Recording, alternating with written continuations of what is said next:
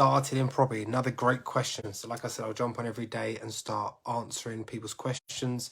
Apologies yesterday, I don't know why, the comments didn't appear at the bottom of the screen when they said they would, but hopefully they will today if anyone jumps on. So how I started in property. My first thought to that question was, how do you define started? Because there's quite a few things that were like nudging me towards property. So if I take it way, way back, I went to college to do a public services course, and that was a 2-year course. I did 1 year because I wanted to become a dog handler for the police. But my stepdad had a scaffolding company, and he said to me at the start of my 2nd year at college, look, we are way too busy for you to be messing around trying to become a pig. So you're coming to work for me now.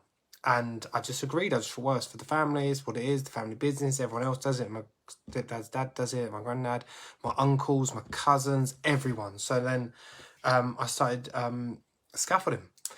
And I hated it, and it was horrible, and it's hard, laborious, disgusting job. And I'd done that for 10 years. But whilst doing it, several things happened.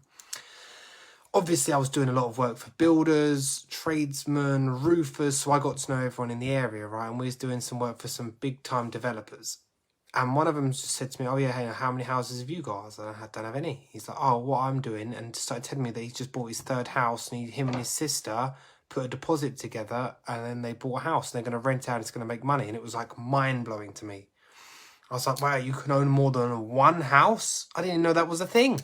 It's so crazy how I know where I was. Well, not only my family owns more than 2 houses, it's just never even thought of, not even thought of.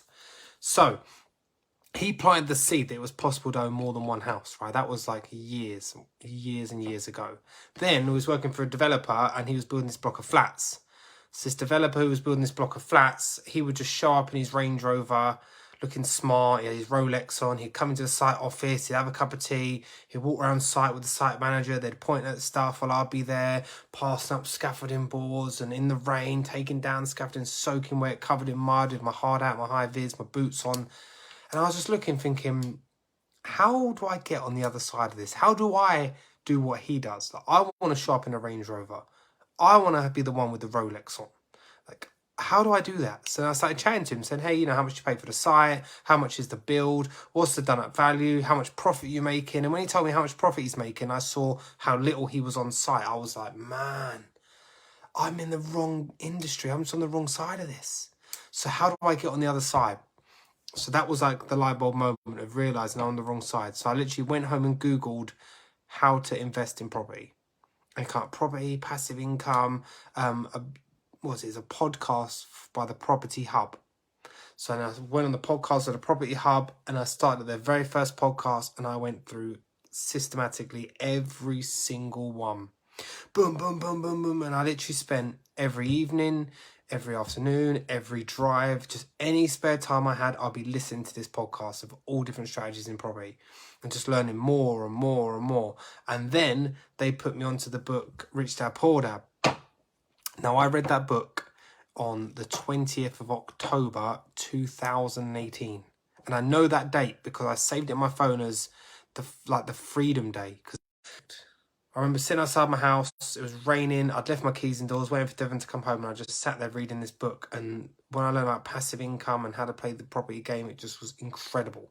So then, yeah, developer, the property stuff, I then found a networking event near me, the Property Hub networking, where I met 2 amazing people who, you know, one of them I become best friends with. And then, like the story started yesterday, when I met this guy, he told me what strategy he was doing. I literally just copied that. So it just started from pain. I just hated my job so much. I just had to figure a way out. Hated it so much. I was like just sick of it, depressed, thinking this is my life.